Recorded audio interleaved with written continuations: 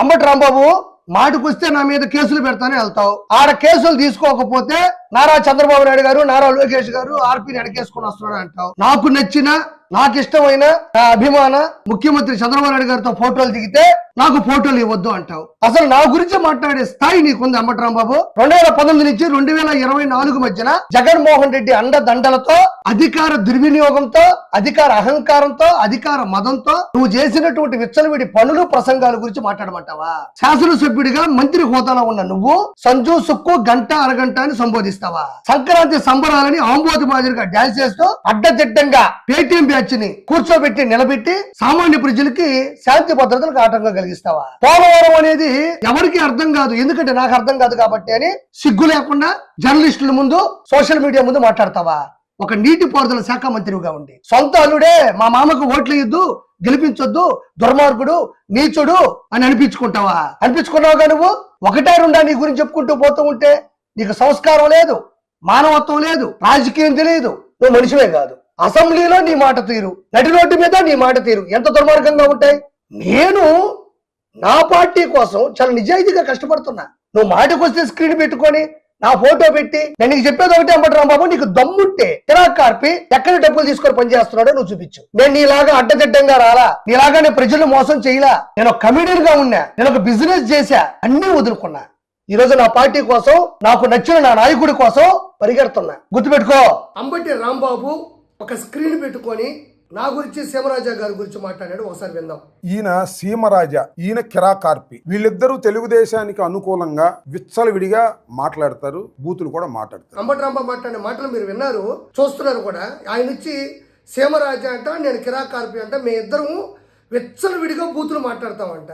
మరి అంబటి రాంబాబు అదే స్క్రీన్ మీద కిరాకార్పి ఏం బూతులు మాట్లాడినాడో చూపించు, ప్రజలకు వినిపించు.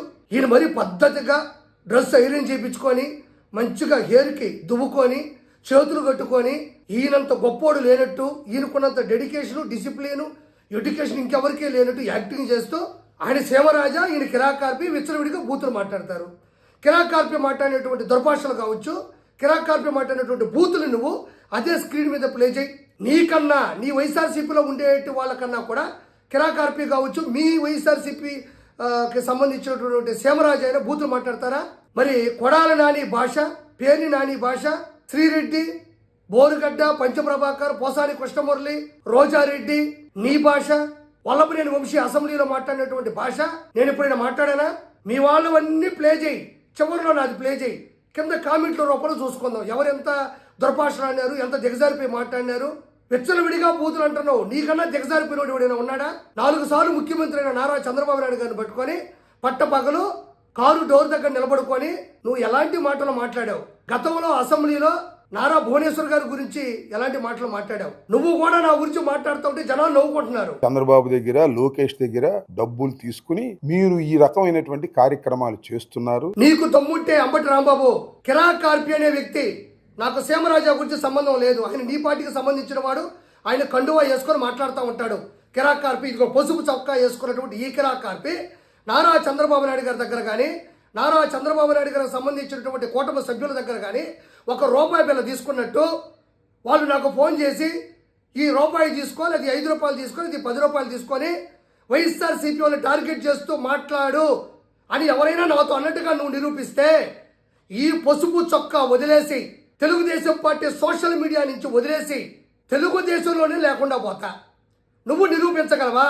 కిరాకార్పి ఒక తొత్తుగా కానీ, డబ్బులు తీసుకొని ఓ పేటీఎంలా కానీ వైఎస్ఆర్సీపీలో నేను బిహేవ్ చేశానని నిరూపించగలవా? నువ్వు ఖచ్చితంగా నిరూపించాలి. నేను డబ్బులు తీసుకొని మాట్లాడుతున్నా అంటావు కదా.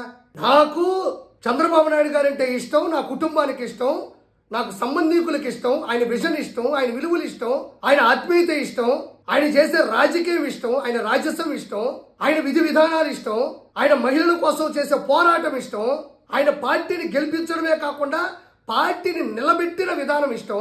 మీలాంటి వాళ్ళని, జగన్మోహన్ రెడ్డి లాంటి గొడ్డల పార్టీని దరిదాపుల్లో లేకుండా 11కి పరిమితం చేసిన ఆయన తెగువంటే ఇష్టం, ఆయన కృషి పట్టుదలంటే ఇష్టం. 7-10 వయసులో కూడా మీ జగన్మోహన్ రెడ్డి 10 నిమిషాలు కూర్చొని మాట్లాడాలంటేనే కోసాలు కదిలిపోతాయి.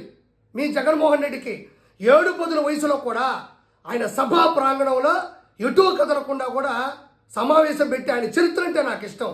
మీరు చేసిన దొంగ పనులు, తిరుమల కొండ మీద మీరు చేసిన అరాచకాలు, మైన్స్ వైన్స్ గ్రావెలు, ఇసుక దౌర్జన్యం, దౌర్భాగ్యాలు, దానితో పాటు గంజాని విచ్చలవిడిగా అమ్మడం, సంక్షేమ పథకాల్ని పక్కన పెట్టడం, మీరు చేసినటువంటి కొన్ని డకాయిట్ పనులు నచ్చక చంద్రబాబు నాయుడు గారు లాంటి గొప్ప వ్యక్తి ఆయన గెలిచి మళ్ళీ అధికారంలోకి వస్తే మీలాంటి వాళ్ళని పూర్తిగా ఖండిస్తాడు, పక్కన పెడతాడు, ప్రజలకు మంచి జరుగుతుంది అని నా కెరీర్ని, నా బిజినెస్ని, నా జీవితాన్ని పూర్తిగా వదిలి రిస్క్ అయినా కూడా నా ప్రాణాన్ని పణంగా పెట్టి పరిగెడుతున్న తెలుగుదేశం పార్టీ పసుపు కార్యకర్తను నేను డబ్బులు తీసుకునేది ఏంటి? ఇలాంటి దొంగలు వైఎస్ జగన్మోహన్ రెడ్డి దగ్గర పేటీఎం బ్యాచ్గా ఉండి డబ్బులు తీసుకొని భజనలు చేసుకుంటూ మహిళల్ని దారుణాతి దారుణంగా మాట్లాడుతూ టార్గెట్ చేస్తూ మీరు డబ్బులు తీసుకుంటారు. తల్లికి వందనం వచ్చినా, స్త్రీ శక్తి వచ్చినా, దివ్యాంగ శక్తి వచ్చినా, మెగా డిఎస్సి వచ్చినా, ఏ పథకం వచ్చినా, ఏ మంచి చేసినా వాటిని వక్రీకరిస్తూ విష ప్రయోగాలు చేస్తూ విషం చిమ్ముతూ డబ్బులు తీసుకుంటూ డబ్బులకి కక్కుర్తి పడుతూ అధికారంలోకి వచ్చిన తర్వాత మీరు ప్రజలకు సంబంధించిన అన్ని నిధులని కొల్లగొట్టి వేల కోట్ల రూపాయలు తెచ్చినటువంటి వ్యక్తులు మీరు. నేను అలాంటి వాడిని కాదు. నేను ఎదిరిస్తే, నేను ప్రశ్నిస్తే మీరు చేసే తప్పుడు ప్రచారాలని ప్రసారాలని జనాలకి తెలిసేలా చేస్తే జనాలు బాగుండాలి అని అన్ని వదులుకొని ఈ పసుపు చొక్కా పట్టుకుందే నీలాంటి పశువు చేసే అక్రమాన్ని జనాలకు తెలియజేయడానికి నేను మాట్లాడతా, మళ్ళీ మాట్లాడతా, బరాబర్ మాట్లాడతా. బాబు గారి కోసం నేను ఇంతకుముందు కూడా ఒకసారి చెప్పా, తెలుగుదేశం పార్టీ కోసం, బాబు గారి కోసం ప్రాణాలు ఇవ్వాలి అనుకుంటే నేను మరో తోటా చంద్రనవుతా.